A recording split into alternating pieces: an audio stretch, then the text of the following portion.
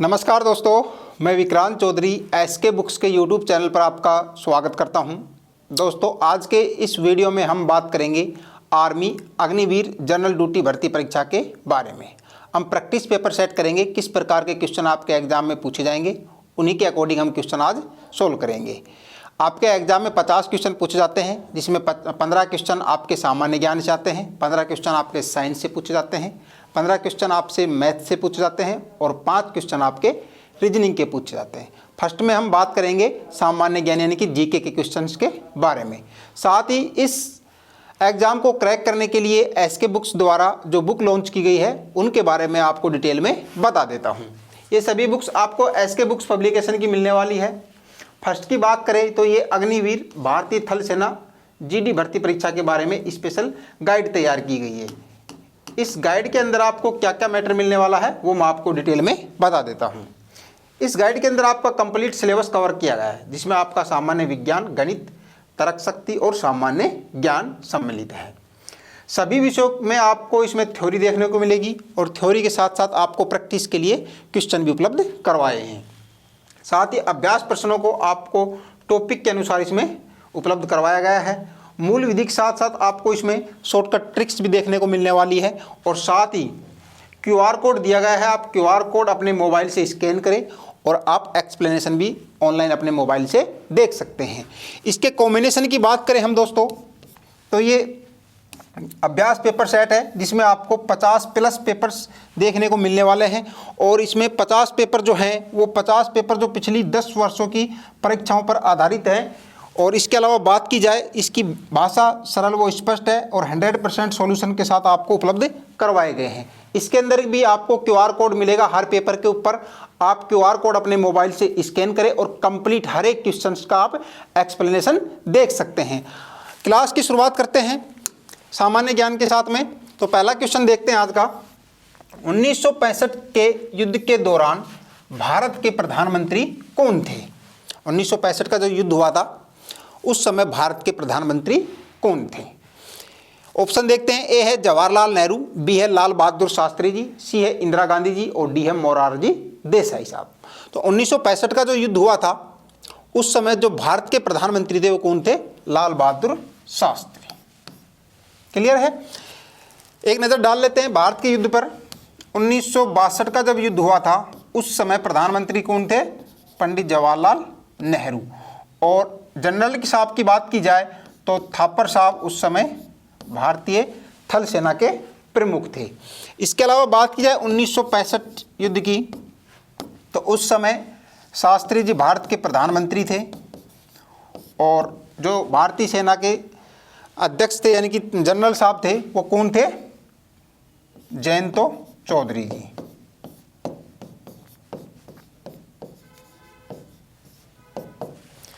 इसके अलावा 1971 की बात करें हम तो 1971 में इंदिरा गांधी जी भारत की प्रधानमंत्री थी और उस समय जो जनरल थे वो कौन थे? मानेक शाह।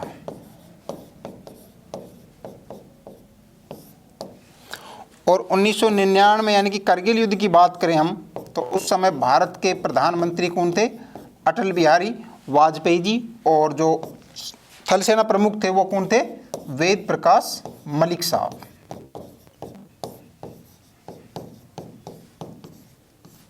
क्लियर है? 1962 में चाइना के साथ हुआ था, बाकी ये जो 3 युद्ध थे ये पाकिस्तान के साथ हुए थे। तो 1962 में उस समय भारत के प्रधानमंत्री पंडित जवाहरलाल नेहरू थे और थल सेना अध्यक्ष यानी कि जनरल साहब की बात की जाए तो उस समय थल सेना जो अध्यक्ष थे वो कौन थे? थापर साहब थे। इसके अलावा 1965 की बात करें तो उस समय भारत के प्रधानमंत्री लाल बहादुर शास्त्री जी थे और थल सेना अध्यक्ष की बात की जाए तो जयंतो चौधरी साहब उस समय भारतीय सेना के थल सेना के यानी कि अध्यक्ष थे। इसके अलावा 1971 की बात करें हम तो इंदिरा गांधी जी भारत की प्रधानमंत्री थी और जनरल साहब कौन थे? मानेक शाह। और 1999 यानी कि करगिल युद्ध की बात करें हम तो उस समय भारत के प्रधानमंत्री अटल बिहारी वाजपेयी जी थे और जो थल सेना प्रमुख थे वो कौन थे? वेद प्रकाश मलिक। क्लियर है? स्क्रीनशॉट ले लीजिए। नेक्स्ट देखते हैं डुरंड कप किससे संबंधित होता है? ये ट्रॉफी है, ये किससे संबंधित है? ए है फुटबॉल, बी है हॉकी, सी है कबड्डी और डी है क्रिकेट। तो डूरंड जो कप होता है वो किससे संबंधित होता है? फुटबॉल से। इसके अलावा बात करें हम रोवर्स कप की, संतोष ट्रॉफी, ये सब क्या है? फुटबॉल के ही कप हैं। ठीक है। इसके अलावा हॉकी की बात करें हम तो बेटन कप,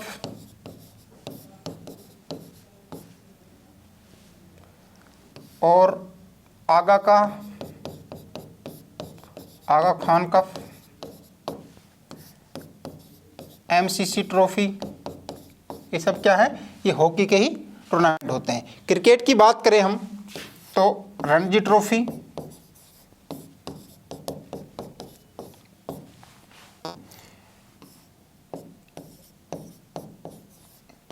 ईरानी trophy,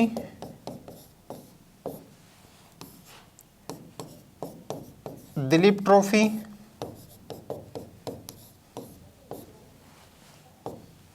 Ranji trophy, Irani trophy, Duleep trophy, ये सब क्या है?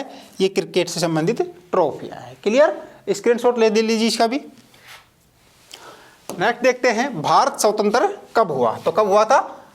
15 अगस्त 1947 को। 15 अगस्त 1947 को भारत स्वतंत्र हुआ था। पुलित्जर पुरस्कार किससे संबंधित है? ए है सिनेमा से, बी है पत्रकारिता, सी है खेल और डी है समाज सेवा। पुलित्जर पुरस्कार की बात की जाए तो ये किससे संबंधित है? ये पत्रकारिता के क्षेत्र में दिया जाता है। इसके अलावा सिनेमा की बात की जाए हम तो दादा साहब फाल्के पुरस्कार,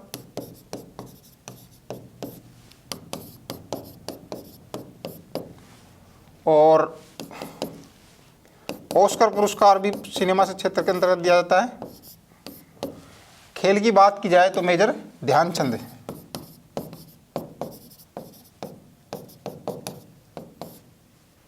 खेल रत्न पुरस्कार, जो पहले राजीव गांधी खेल रत्न पुरस्कार के नाम से जाना जाता था। ठीक है। नेक्स्ट देखते हैं 2026 एशियाई खेल कहाँ आयोजित होंगे? 2026 में जो एशियाई गेम्स होंगे वो कहाँ आयोजित होंगे? ए है नागोया जापान, बी है जकार्ता इंडोनेशिया, सी है नई दिल्ली और डी है बीजिंग चीन। तो 2026 एशियाई खेल की बात की जाए तो वो कहाँ होंगे? नागोया जापान में। 2022 की बात करें जो कि 2023 में हुए थे, वो कहाँ हुए थे? चीन के होंगजोंग में। और 2018 की बात करें हम तो कहाँ हुए थे? इंडोनेशिया, जकार्ता में। ठीक है। आगे देखते हैं भारतीय संविधान के अनुसार विदेश नीति कौन से अनुच्छेद में होती है? ए है अनुच्छेद 51, बी है अनुच्छेद 52, सी है अनुच्छेद 53 और डी है अनुच्छेद 54। भारतीय संविधान के अनुसार विदेश नीति जो है वो किस अनुच्छेद के अंतर्गत आती है? आर्टिकल 51 के तहत, जो कि नीति निर्देशक तत्व हैं। नीति निर्देशक तत्व जो भाग 4 के अंतर्गत आते हैं उसके अंतर्गत अनुच्छेद 51 आता है। साथ ही बात की जाए हम नीति निर्देशक तत्वों की तो ये कहाँ से लिए गए हैं? आयरलैंड से। ये क्वेश्चन भी पूछा जाता है, नीति निर्देशक तत्व किस देश से लिए गए हैं? तो आयरलैंड से। क्लियर? आगे देखते हैं पुर्तगाली यात्री वास्को डी गामा जब भारत आए उस समय दिल्ली के शासक कौन था? ए है सिकंदर शाह, बी है इब्राहिम लोदी, सी है कृष्णदेव राय और डी है इनमें से कोई नहीं। तो पुर्तगाली जो यात्री था वास्को डी गामा जब भारत आया था उस समय यहाँ पर दिल्ली के शासक पूछा गया वो कौन थे? सिकंदर शाह। क्लियर? नेक्स्ट देखते हैं ब्रिक्स में एस किससे संबंधित ये पूछा गया है। ए है साउथ एशिया, बी है साउथ अमेरिका, डी है साउथ अफ्रीका और डी है इनमें से कोई नहीं। तो ब्रिक्स में जो एस है वो किससे संबंधित है? साउथ अफ्रीका से। ठीक है। नेक्स्ट देखेंगे महात्मा गांधी का जन्म कहां हुआ था? ए है अमेठी, बी है मोदीनगर, सी है पोरबंदर और डी है गांधीनगर। महात्मा गांधी जी का जन्म कहाँ हुआ था? पोरबंदर। कब हुआ था? 2 अक्टूबर 1869, 69 में। मृत्यु की बात करें हम इनके तो 30 जनवरी 1948 में। तो 2 अक्टूबर को क्या मनाया जाता है? अंतर्राष्ट्रीय अहिंसा दिवस। प्रतिवर्ष 2 अक्टूबर को अंतर्राष्ट्रीय अहिंसा दिवस। और 30 जनवरी की बात करें हम तो 30 जनवरी को शहीद दिवस के रूप में मनाते हैं। क्लियर है? गांधी जी का जन्म 2 अक्टूबर 1869 को गुजरात के पोरबंदर में हुआ था और 2 अक्टूबर को प्रतिवर्ष अंतर्राष्ट्रीय अहिंसा दिवस के रूप में हम मनाते हैं। मृत्यु की बात करें तो 30 जनवरी 1948 को हुए थे और 30 जनवरी को हम शहीद दिवस के रूप में मनाते हैं। नेक्स्ट देखेंगे बस्तर जिला। बस्तर जिला पूछा गया किस राज्य में है? ए है छत्तीसगढ़, बी है मध्य प्रदेश, सी है राजस्थान और डी है बिहार। तो छत्तीसगढ़ में आता है बस्तर जिला, ठीक है, छत्तीसगढ़ राज्य में। नेक्स्ट देखते हैं प्रसिद्ध फुटबॉल खिलाड़ी पेले किस देश का है? ए है ब्राजील, बी है अर्जेंटीना, सी है फ्रांस और डी है इटली। तो फुटबॉल खिलाड़ी थे पेले और वो उनका देश का पूछा गया है किस देश से थे? तो ये ब्राजील के थे। क्लियर? पूर्वोत्तर में अंग्रेजों ने सर्वप्रथम फैक्ट्री कहाँ स्थापित की थी? पूर्वोत्तर राज्य में, यानी कि अंग्रेजों द्वारा जो प्रथम फैक्ट्री स्थापित की गई थी वो कहाँ पर की गई थी? ए है बड़ौदा, बी है भोपाल, सी है सूरत और डी है अहमदाबाद। तो कहाँ पर की गई थी? सूरत में, गुजरात, सूरत। ठीक है। विद्युत से चलने वाली भारत में प्रथम रेलगाड़ी कौन से सन में चली थी? यानी कि बिजली से चलने वाली भारत में जो प्रथम रेलगाड़ी थी वो किस सन में चली थी? ए है 1911, बी है 1935, सी है 1920 और डी है 1925। तो प्रथम रेलगाड़ी जो थी भारत में जो विद्युत से चली थी वो 1925 में चली थी। इसके अलावा प्रथम रेलगाड़ी की बात करें भारत में तो कब चली थी? 1853 में। कहाँ से कहाँ तक? मुंबई टू थाने। कितना किलोमीटर था? 34 किलोमीटर। ठीक है।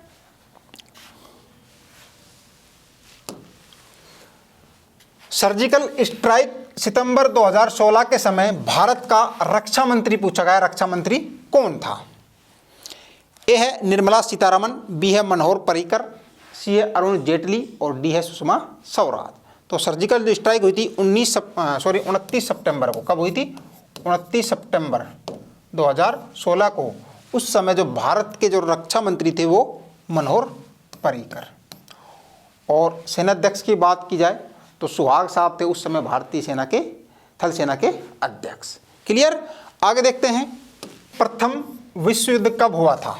ए है 1920, बी है 1919, सी है 1914 और डी है 1944। तो प्रथम जो वर्ल्ड वार हुआ था वो कब हुआ था? 1914। तो प्रथम वर्ल्ड वार की बात करें हम तो 1914 से 1918।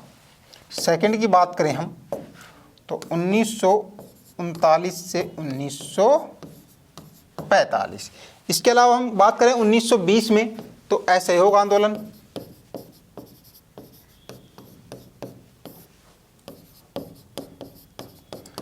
असहयोग आंदोलन। और 1919 की बात की जाए तो रोलेट एक्ट, काला कानून। ठीक है। क्वेश्चन नंबर 16 है हार्मोन का उपयोग किया जाता है। ऑप्शन ए है मेटाबॉलिक कार्य के लिए, ऑप्शन बी है रोगों से बचाव के लिए, ऑप्शन सी है ऊर्जा उत्पादन के लिए, ऑप्शन डी है पाचन व पुनः उत्पादन के लिए। हार्मोन्स होते हैं भाई, इनका प्रयोग किसके लिए किया जाता है? मेटाबॉलिक एक्टिविटीज में हेल्प करते हैं, उपापाचय क्रियाओं को करवाने में सहायता करती हैं। तो इसका ऑप्शन क्या हो जाएगा? ए इसका आंसर हो जाएगा। ध्यान रखना है भाई, हार्मोन होता है, इसे हमें मानव शरीर का रासायनिक संदेशवाहक कहते हैं। रासायनिक संदेशवाहक, केमिकल मैसेंजर किसे कहा जाता है? हार्मोन को कहा जाता है। हार्मोन अपना जो कार्य करते हैं वो किसके द्वारा करते हैं? तो ध्यान रखना है, ब्लड के थ्रू अपना कार्य करते हैं। और हार्मोन का उत्पादन कौन करते हैं? एंडोक्राइन जो ग्लैंड से होती है भाई, वो किसका उत्पादन करती है? तो ध्यान रखना है, एंडोक्राइन ग्लैंड से हार्मोन्स का उत्पादन करती है। क्वेश्चन नंबर 17 है, परमाणु का रासायनिक गुण किस पर निर्भर करता है? ऑप्शन ए है संयोजकता वैलेंसी के ऊपर, ऑप्शन बी है भाई परमाणु क्रमांक के ऊपर, ऑप्शन सी है परमाणु भार, ऑप्शन डी है इनमें से कोई नहीं। ध्यान रखना है, परमाणु का जो रासायनिक गुण होता है वो किसके ऊपर डिपेंड करता है? उसके एटॉमिक नंबर के ऊपर डिपेंड करता है, उसके परमाणु क्रमांक के ऊपर डिपेंड करता है। क्वेश्चन नंबर 28 है, डॉक्टर हरगोविंद खुराना को किस खोज के लिए नोबेल पुरस्कार से सम्मानित किया गया था? ऑप्शन ए है आनुवांशिक कूट, ऑप्शन बी है भ्रूण, ऑप्शन सी है हार्मोन, ऑप्शन डी है प्रौढ़ता। ध्यान रखना है, डॉक्टर हरगोविंद खुराना ने क्या दिए थे भाई? जेनेटिक कोड दिए थे, आनुवांशिक कूट दिए थे, इसीलिए इन्हें क्या दिया गया था? नोबेल पुरस्कार दिया गया था। आनुवांशिकी से एक पॉइंट और ध्यान रखना है भाई, आनुवांशिकी का जनक पूछ लेता है। आनुवांशिकी का जनक, फादर ऑफ जेनेटिक्स किसे कहा जाता है? तो ध्यान रखना है भी, ग्रेगर जोहान मेंडल को ही क्या कहा जाता है भी? फादर ऑफ जेनेटिक्स कहा जाता है, आनुवांशिकी का जनक कहा जाता है। क्वेश्चन नंबर 19 है, निम्नलिखित में से कौन कीट उत्पाद नहीं है? ऑप्शन ए है मोम, ऑप्शन बी है शहद, ऑप्शन सी है रेशम, ऑप्शन डी है केसर।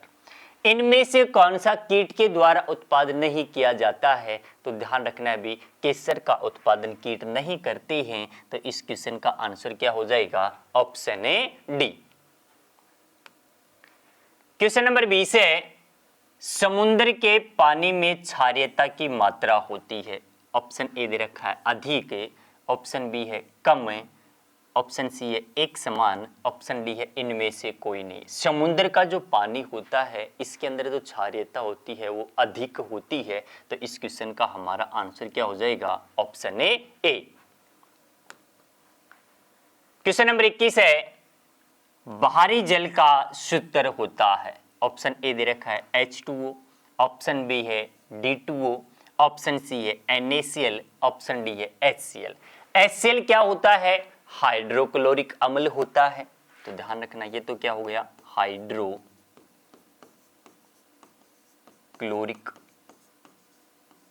अम्ल। NaCl सोडियम क्लोराइड,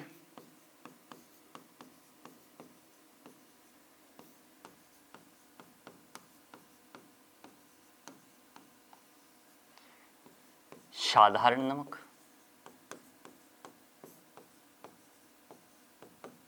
H2O क्या होता है भाई? जल, और D2O क्या हो गया? भारी जल, तो इसका आंसर क्या होगा? Option B D2O। यानी ये शीतलक के रूप में कार्य करता है, मॉडरेटर के रूप में कार्य करता है। क्वेश्चन नंबर 22 है भाई, बॉक्साइड किसका अयस्क है? ऑप्शन ए दे रखा है कॉपर, ऑप्शन बी है जिंक, ऑप्शन सी है एल्यूमिनियम, ऑप्शन डी है आयरन।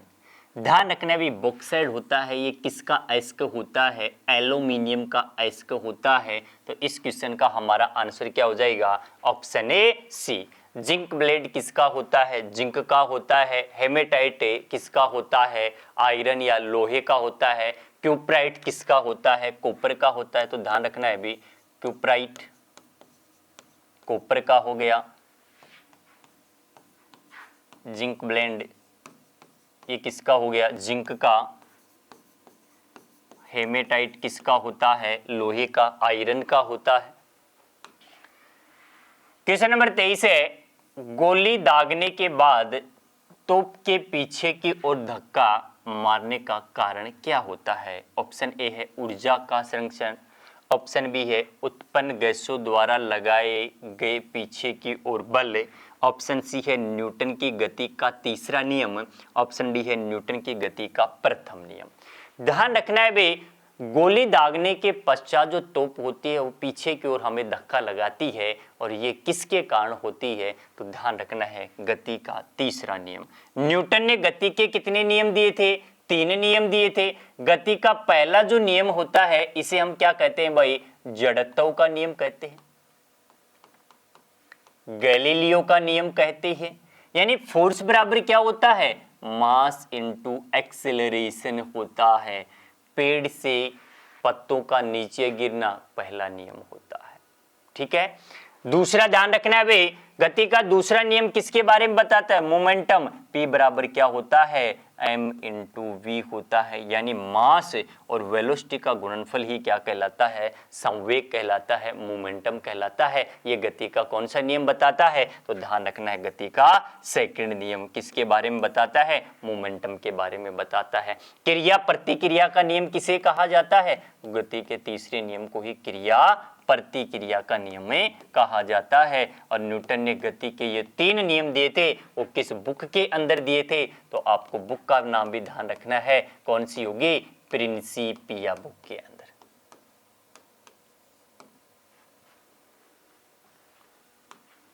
क्वेश्चन नंबर 24 है, लोहा का अयस्क है। ऑप्शन ए है हेमेटाइट, ऑप्शन बी है बॉक्साइड, ऑप्शन सी है कुप्राइट, ऑप्शन डी है डेलेमाइट। ध्यान रखना है भी, लोहा होता है इसका अयस्क हमने अभी पढ़ा है क्या होता है, हेमेटाइट होता है। बॉक्साइड किसका हो गया, एल्यूमिनियम का।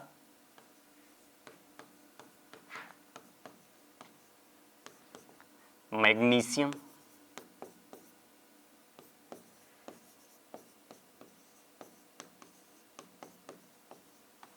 क्यूप्राइट किसका होता है, कॉपर का होता है। क्वेश्चन नंबर 25 है, कोशिका विभाजन निम्नलिखित में से किस प्रक्रिया से होता है। सेल के अंदर जो डिवीजन होता है वो कैसी प्रक्रिया होती है। ऑप्शन ए दे रखा है हेटेरोसिस, ऑप्शन बी है युग्मन, ऑप्शन सी है माइटोसिस, ऑप्शन डी है इनमें से कोई नहीं।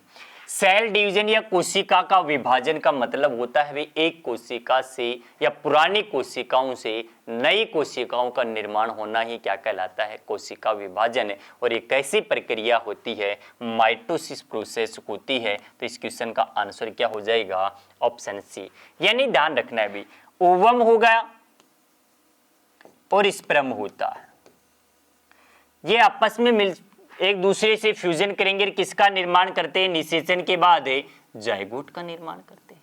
सबसे पहले कौन सी कोशिका बनी, जायगोट। इससे क्या बनेगा, 2 के कोशिका, 2 से कितनी बनेगी, 4, 4 से 8, 8 से 16। इस प्रकार क्या चलता है, सेल का डिवीजन होता चलता है, कोशिका का विभाजन होता चलता रहता है। क्वेश्चन नंबर 26 अभी, एक वायु अवरुद्ध पिंजरे में लटकी हुई एक स्प्रिंग तुला में एक तोता बैठा हुआ है। तोता उड़ान आरंभ करता है, स्प्रिंग तुला के जो पाठ्यांक होती है, रीडिंग होती है, उसके अंदर क्या प्रभाव पड़ता है। यानी उसके अंदर वृद्धि होगी भाई, कमी होगी, परिवर्तन नहीं होगा, शून्य होगा। ध्यान रखना है, प्रश्न पढ़िए, वायु अवरोध पिंजरे के अंदर, तब हमारा आंसर क्या होगा, अपरिवर्तित रहेगा, किसी भी प्रकार का कोई परिवर्तन नहीं होगा। तो क्वेश्चन नंबर 26 का हमारा आंसर क्या हो गया भाई, ऑप्शन सी। क्वेश्चन नंबर 27 है, वाटर गैस का रासायनिक नाम। ऑप्शन ए भाई COH2, CH4, H2N2O, CO2, H2। Water gas होता है भाई, इसका रासायनिक नाम क्या होता है, CO+H2। CH4 क्या होता है, मीथेन होता है। DNA कहाँ मौजूद होता है, ऑप्शन ए है भाई आरएनए, न्यूक्लियस में, प्लाज्मा में, न्यूक्लिक एसिड में। डीएनए कहाँ पाया जाता है? न्यूक्लियस के अंदर पाया जाता है, केंद्रक के अंदर पाया जाता है। डीएनए का पूरा नाम पूछे तो ध्यान रखना है भी, इसका पूरा नाम क्या होता है? डीऑक्सी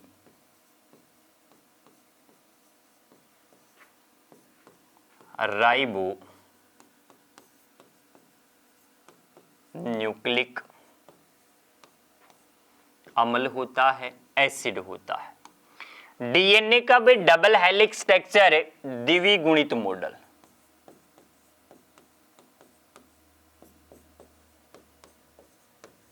किसके द्वारा दिया गया था? वाटसन व क्रिक के द्वारा। न्यूक्लियस या केंद्रक की खोज किसके द्वारा की गई थी? रॉबर्ट ब्राउन के द्वारा। कोशिका का मस्तिष्क किसे कहा जाता है? ब्रेन को कहा जाता है। आरएनए राइबोन्यूक्लिक एसिड होता है। क्वेश्चन नंबर 29 है भी, कार्य को परिभाषित किया जाता है। ऑप्शन ए है भी बल और गुणा दूरी, बल और वेग का गुणनफल, बल और त्वरण का गुणनफल, और ऑप्शन डी है इनमें से कोई नहीं। वृक्क बराबर क्या होता है? तो ध्यान रखना है भाई, फोर्स इनटू डिस्प्लेसमेंट क्या कहलाता है? वृक्क कहलाता है। यानी बल और दूरी का जो गुणनफल होता है, डिस्प्लेसमेंट क्या होती है? दूरी होती है एक प्रकार से, तो ध्यान रखना है बल और दूरी का गुणनफल होगा, यही क्या कहलाता है? कार्य कहलाता है। क्वेश्चन नंबर 30 है भी, निमोनिया किस अंग को प्रभावित करता है? ऑप्शन ए है फेफड़े, ऑप्शन बी है भी जिगर, ऑप्शन सी है हृदय, ऑप्शन डी है गुर्दे। निमोनिया कैसी बीमारी होती है? तो ध्यान रखना है भी जीवाणु जनित,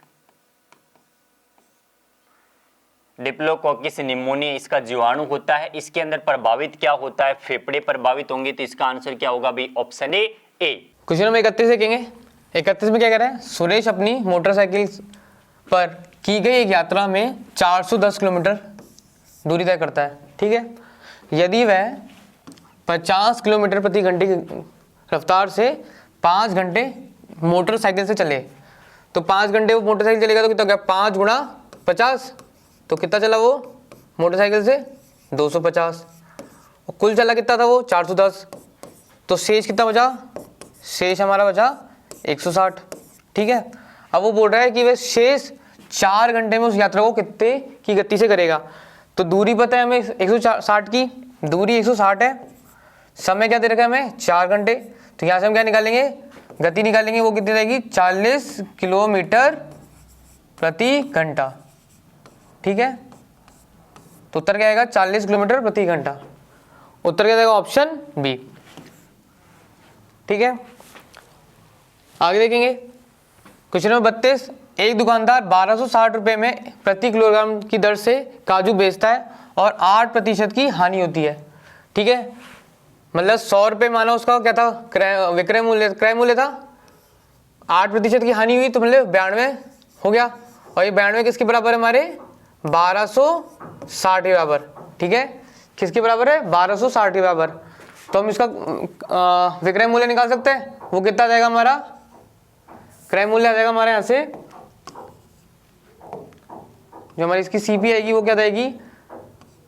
1260 बटे में 92 गुणा में 100। ठीक है, अब वो क्या बोल रहा है? अब उसने 1386 रुपये प्रति किलोग्राम में बेचने पर फैसला किया, तो उसको कितने इसका क्या परिणाम होगा? मतलब या तो हानि या लाभ पता लगाना है कि क्या होगा। तो मतलब ये हमारा सीपी है। अब एसपी हमारा कितना रह गया है?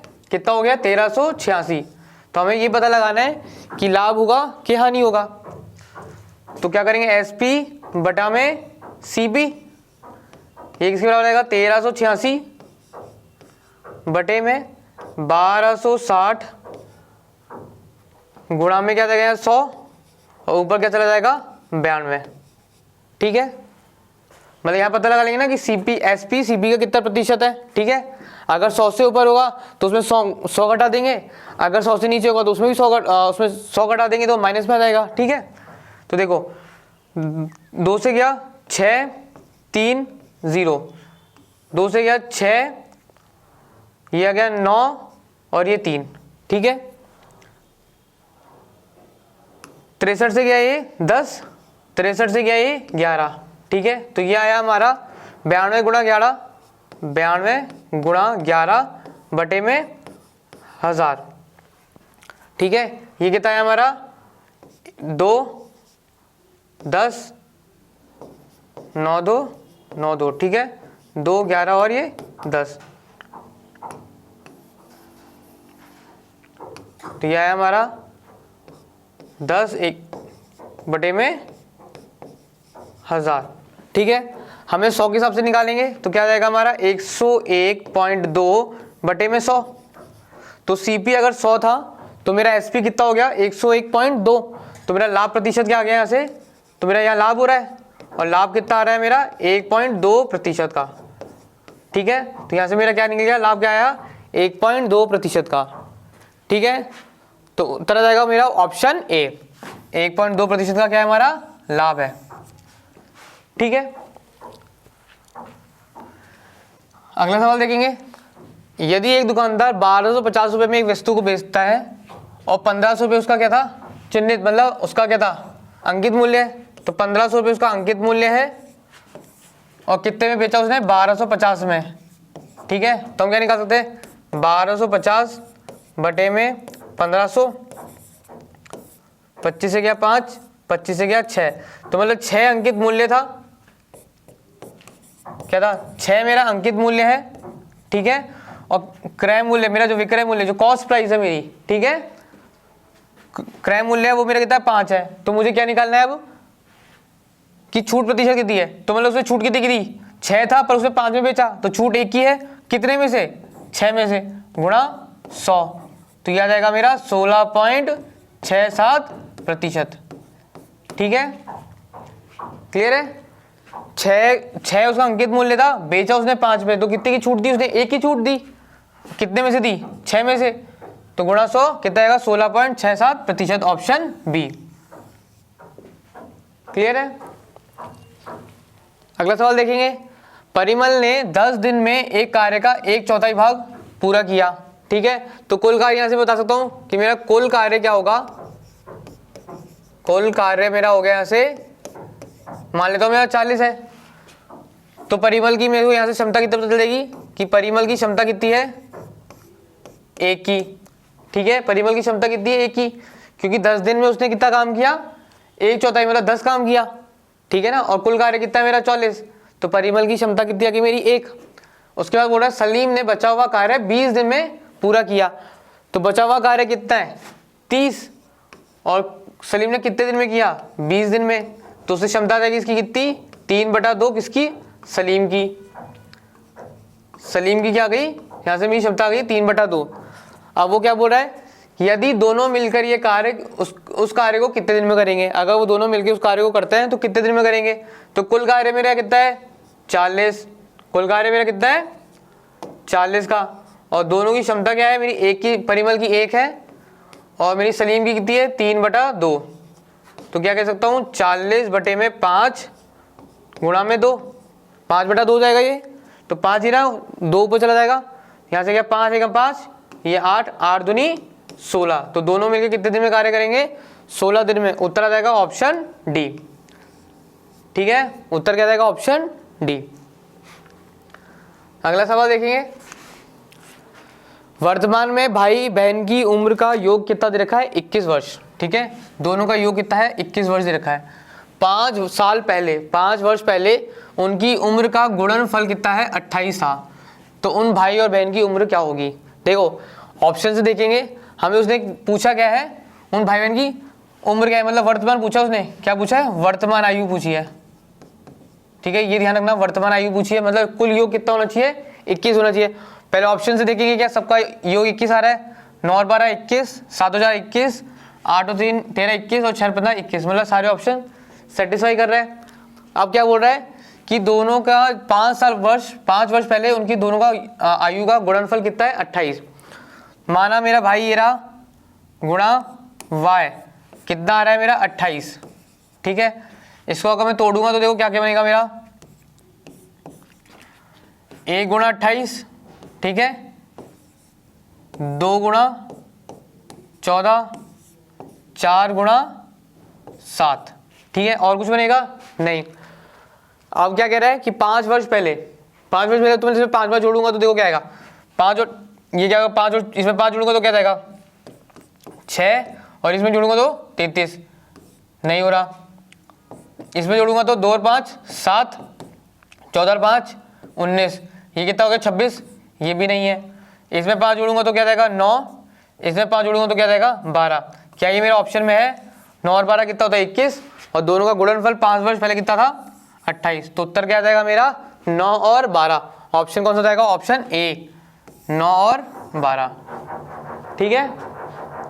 मुझे क्या निकालना था? देखो इक्वेशन बना के भी कर सकते थे कि मेरा एक्स एंड वाई तो मैंने दे ही दिया।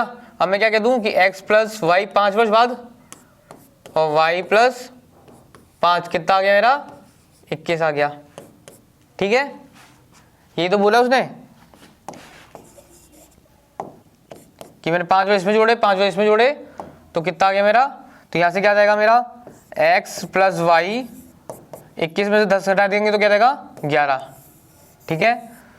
तो गुणा करने पे 21 आए, गुणा करने पे 28 आए, जोड़ने पे 11 है, तो 7 और 4 11 और 7 चौक 28, ठीक है। इसने सेटिस्फाई कर दिया। उससे भी कर सकते थे और नहीं तो लॉजिक से भी कर सकते थे।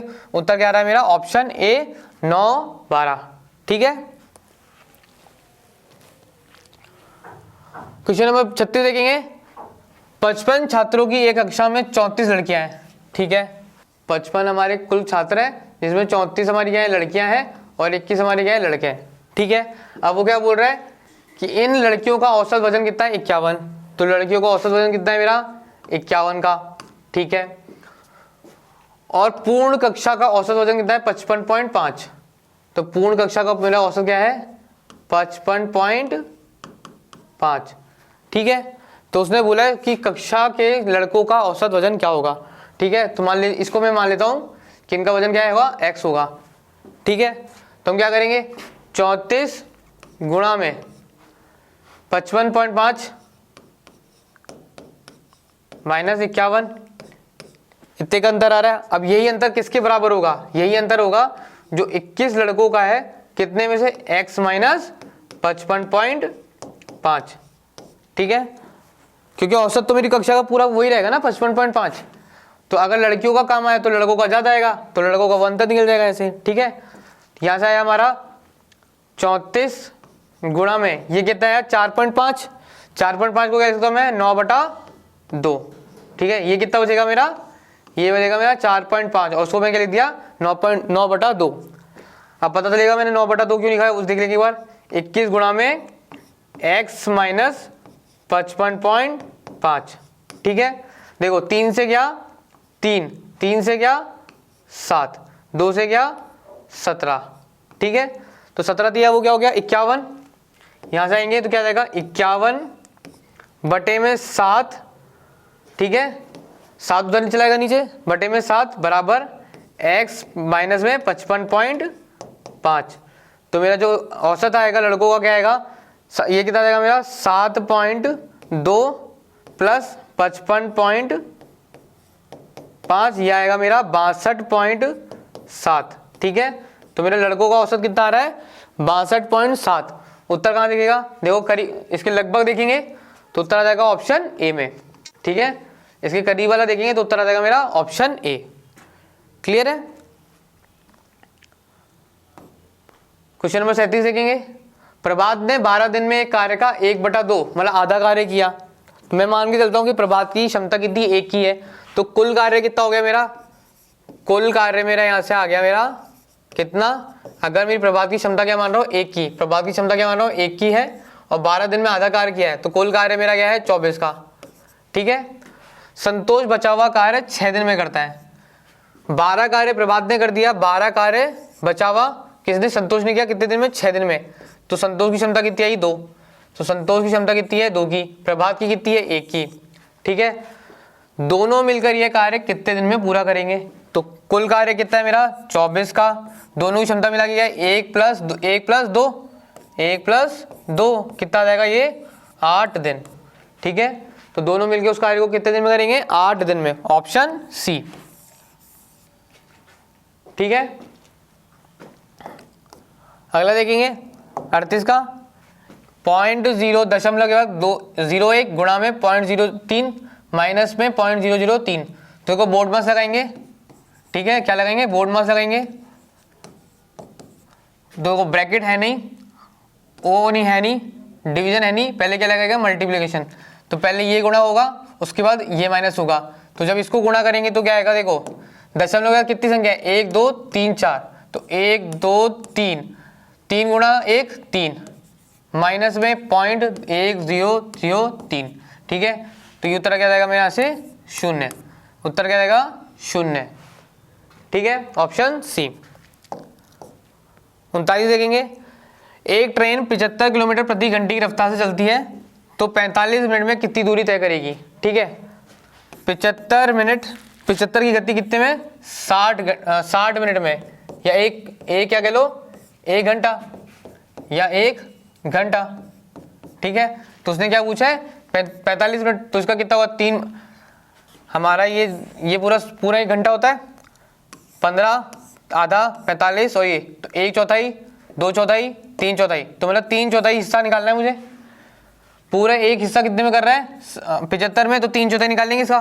75 गुणा में 3/4 किसके लिए 45 मिनट के लिए। ठीक है, 3/4 निकालेंगे तो क्या आएगा, देखो 225 बटे में 4, यह आया मेरा 56.25 किलोमीटर। ठीक है, उत्तर क्या है 56.25 किलोमीटर। ऑप्शन कौन सा जाएगा, ऑप्शन डी, ऑप्शन डी। ठीक है, प्रश्न नंबर 40, साइन 30 डिग्री का मान कितना होता है। देखिए साइन 30 डिग्री जो मान होता है, देखो 0 डिग्री पे 0 होता है और उसके बाद बढ़ना स्टार्ट करता है, और 90 डिग्री पे क्या हो जाता है 1 हो जाता है। तो 30 डिग्री पे उसने पूछा है, 30 डिग्री यहाँ पे कहीं आएगा। ठीक है, यहाँ पे इसका मान क्या होता है 1/2, 45 पे 1/√2 और 60 पे मेरा क्या होता है √3/2 और 90 पे मेरा क्या होता है 1। तो देखो 60, ये 45 और ये 60 डिग्री और ये मेरा 90 हो गया। ठीक है, तो उसने क्या पूछा है 30 डिग्री पे मेरा मान क्या जाएगा 1/2। साइन थीटा 1/2, साइन 30 पे होता है तो कॉस पे कितना हो जाएगा, साइन 30 डिग्री किसके बराबर होता है कॉस 60 डिग्री के बराबर, और दोनों का मान क्या होता है 1/2। ठीक है, साइन 0 से 90 में बढ़ता है 0 से 1 तक, वहीं कॉस 1 से 0 घटता है। ठीक है, आगे देखेंगे प्रश्न नंबर 41, 2048 और 960 का पूर्ण रूप से कौन सी सबसे बड़ी संख्या विभाजित करेगी। ठीक है, HCF निकालना है मुझे, मतलब सीधे HCF निकालना है। ठीक है, तो कैसे निकालेंगे, देखो या तो मैं फैक्टर बनाऊं या मैं क्या करूं भाग देना स्टार्ट करूं। तो छोटी संख्या को बड़ी संख्या से भाग देंगे तो क्या आएगा 2 0 4 8।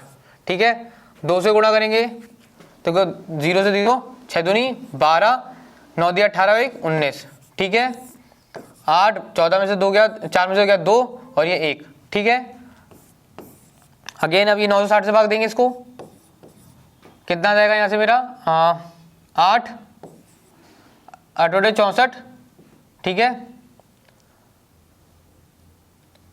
8 64 और ये 6 कैरी, फिर आ जाएगा 8 से 8 दूनी 16 16 और 6 22, 2 कैरी 8 एकम 8 और 2 10, तो नहीं 8 से नहीं जाएगा। ठीक है, इसको 6 से देता है, 8 सिंह 48, 2 कैरी। ठीक है, 6 दूनी 12 और 12 2 14, 1 कैरी, 6 एकम 6 और 1 7, मतलब हमारा कितने से जाएगा 7 से जाएगा ये। ठीक है, 7 से देंगे 8 7 56, 5 कैरी। ठीक है, फिर क्या दिया 7 दूनी 14 14 और 5 19, 1 कैरी और 7 एकम 7 और 1 8। ठीक है, तो अब मेरे यहाँ से शेष क्या बता 64, ठीक है, शेष क्या बता 64, और 64 को किससे भाग देंगे 128 से, 2 से जाएगा तो क्या जाएगा 128, पूर्ण भाग चला जाएगा। तो मेरा जिसने भाग दिया किससे भाग दिया 64 से, तो वही मेरा क्या हो जाएगा इसके लिए HCF हो जाएगा, या वही सबसे बड़ी संख्या होगी जो दोनों को बराबर पूर्ण विभाजित करेगी। तो उत्तर क्या जाएगा ऑप्शन ए, ठीक है। जब भी HCF निकालना हो दो संख्याओं का, या तो आप फैक्टर करो, ठीक है ना, या तो फैक्टर करो, क्या करें 960 और 2048 और फैक्टर निकालना स्टार्ट करो, ठीक है, या नहीं तो क्या करो छोटी संख्या को बड़ी संख्या से भाग देना स्टार्ट करो, बड़ी संख्या को छोटी संख्या से भाग देना स्टार्ट करो, और जब तक भाग देते जाओ जब तक हमारा क्या है जो हमारा शेषफल क्या हो शून्य आ जाए, ठीक है। और जिसने भाग दिया आखिरी में वही हमारा क्या हो जाएगा उसका HCF हो जाएगा, ठीक है। तो इस केस में हमारा क्या आया 64, उत्तर आएगा 64, ठीक है। 42, एक चतुर्भुज के चारों कोणों का जोड़ कितना होता है। ये हमारा चतुर्भुज है, ठीक है, चारों कोण कितने कितने के होते हैं हमारे इसके 90 डिग्री के। तो कितने कोण है 90 गुणा में 4, तो कुल योग आ जाएगा 360 डिग्री, ठीक है। कितना होता है 360 डिग्री, ऑप्शन सी, ठीक है। वहीं अगर त्रिभुज की बात करेंगे तो त्रिभुज में जो कोण होता है उनका कुल योग कितना होता है, ठीक है 180 डिग्री, ठीक है, त्रिभुज में 180, वहीं चतुर्भुज की बात करेंगे तो 360 डिग्री, उत्तर क्या जाएगा ऑप्शन सी, ठीक है। यदि एक संख्या को उसके वर्ग में से घटाया जाए तो शेष 20 बचता है, ठीक है। तो संख्या ज्ञात करें। तो देखो एक तरीका क्या है कि मैं संख्या मेरी क्या है मतलब x माना, तो उसका स्क्वायर माइनस x बराबर क्या है 20 है। अब मैं इसको सॉल्व करना स्टार्ट करूं, इसकी बजाय मैं क्या करूं, मेरे पास संख्या है, इसका वर्ग करेंगे तो क्या आएगा 100, इसका वर्ग करेंगे तो क्या आएगा 25, इसका वर्ग करेंगे तो क्या आएगा 400, इसका वर्ग करेंगे तो 625, इसको इसमें से घटाएंगे तो क्या बचेगा 90, और मुझे चाहिए कितना 20, इसको इसमें से घटाएंगे तो क्या आएगा 380, तो ये भी गलत हो गया, इसमें से घटाएंगे तो क्या बचेगा 600, ये भी गलत हो गया, और इसके इसमें से घटाएंगे तो क्या बचेगा 20, तो उत्तर क्या जाएगा मेरा ऑप्शन सी, और ये भी मेरा गलत, ठीक है। उत्तर क्या जाएगा मेरा ऑप्शन सी 5, ठीक है। तो 25 माइनस 5 बराबर 20, ठीक है, ऑप्शन सी। हमें क्या करा है इक्वेशन दे रखी है, ठीक है, और ये मेरा क्या फॉर्मूला होता है, ये डायरेक्ट मेरा क्या होता है ध्यान रखना, ये फॉर्मूला होता है, ठीक है। यहाँ पे क्या है प्लस, तो मेरा फॉर्मूला क्या बनेगा A cube plus B cube का ये फॉर्मूला है A plus B A square minus A B plus B square. वहीं अगर मुझे माइनस का साइन निकालना हो A cube minus B cube, तो यहाँ पे क्या जाएगा माइनस आ जाएगा A cube minus A minus B, और ये पूरा क्या हो जाएगा प्लस में A square plus A B plus B square, ठीक है। अगर माइनस यहाँ है तो यहाँ भी माइनस, यहाँ प्लस है तो यहाँ प्लस, और यहाँ पे यहाँ माइनस हो जाता है और यहाँ पे क्या हो जाता है प्लस हो जाता है, ठीक है, ये ध्यान रखेंगे।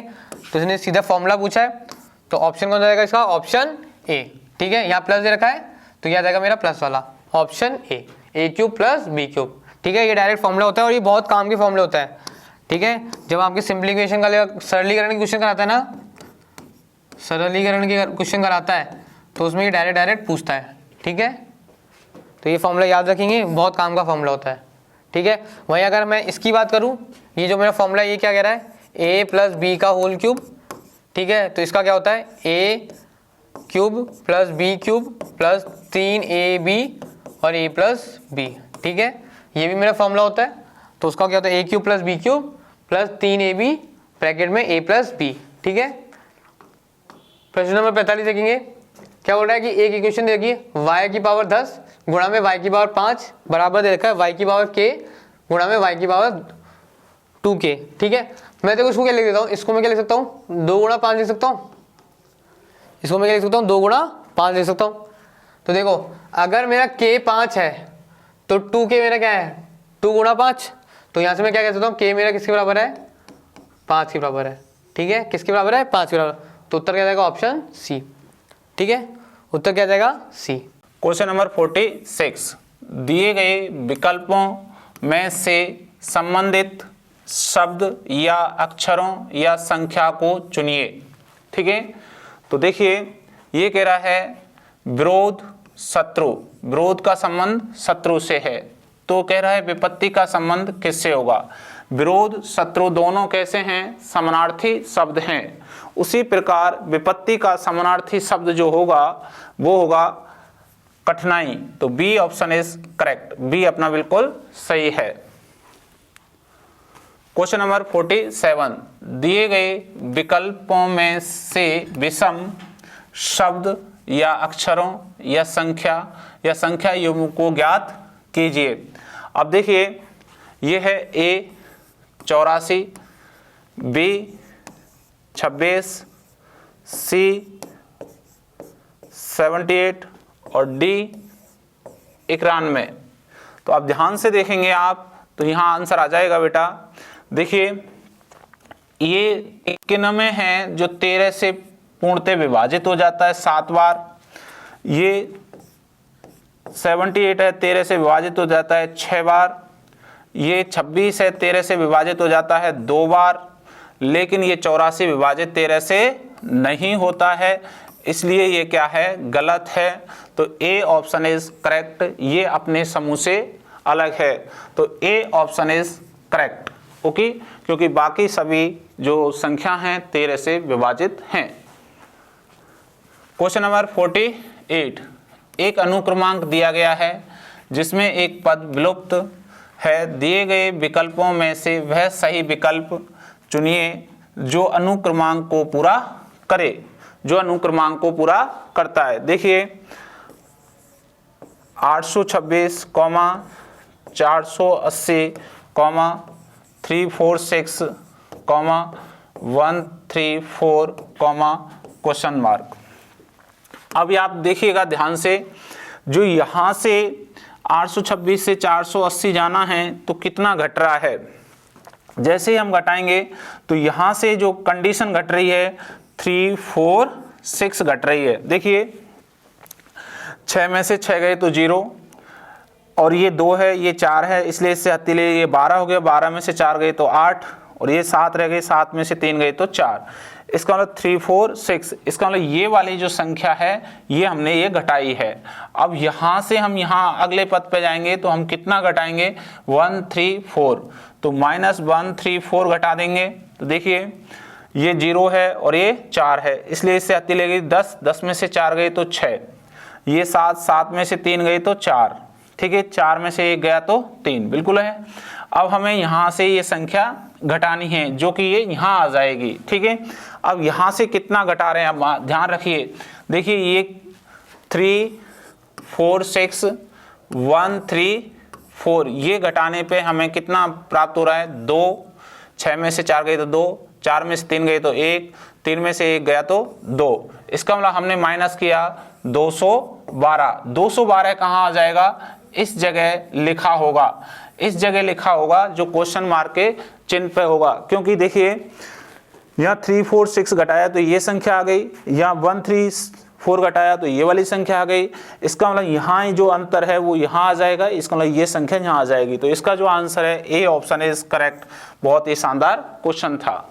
चलिए नेक्स्ट, क्वेश्चन नंबर 49, यदि DELHI को कूट भाषा में 73541 लिखा जाए, ठीक है, ये, और CALCUTTA को 82589662 लिखा जाए, ठीक है, तो CALICUT को किस प्रकार लिखा जाएगा या लिख सकते हैं? ये है।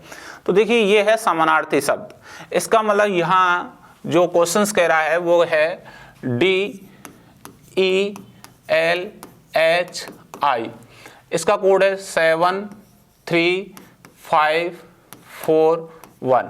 देखिए, D का 7, E का 3, L का 5, H का 4, I का 1, ये यहाँ कोड है समानार्थी। फिर अगला कोड है इसका CALCUTTA, इसका है 82589662। अब देखिए यहाँ आराम से, जैसे L का 5 है तो L का ये 5 है, बिल्कुल सही है, ठीक है। अब देखिए T का 6 ये रहा, T का 6 ये रहा दोनों, C का 8 है, C का 8 है, A का 2 है, A का 2 है और U का 9 है, इस प्रकार। अब देखिए ये है C A L I C U T।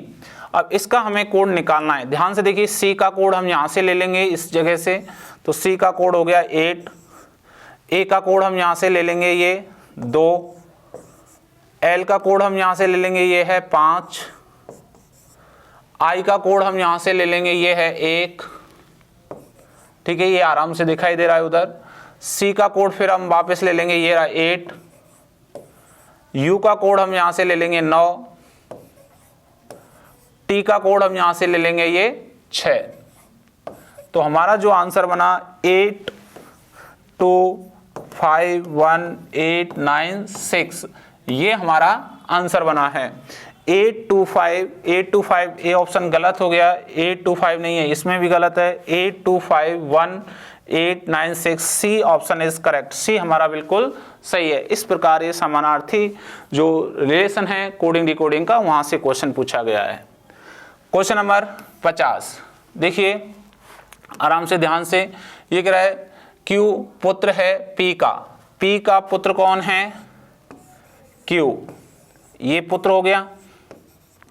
तो ये पुत्र इनको P को क्या कहेगा, पिता या माता, क्योंकि जब तक हम प्लस माइनस कंफर्म नहीं है दोनों कंडीशन हम कहते रहते हैं।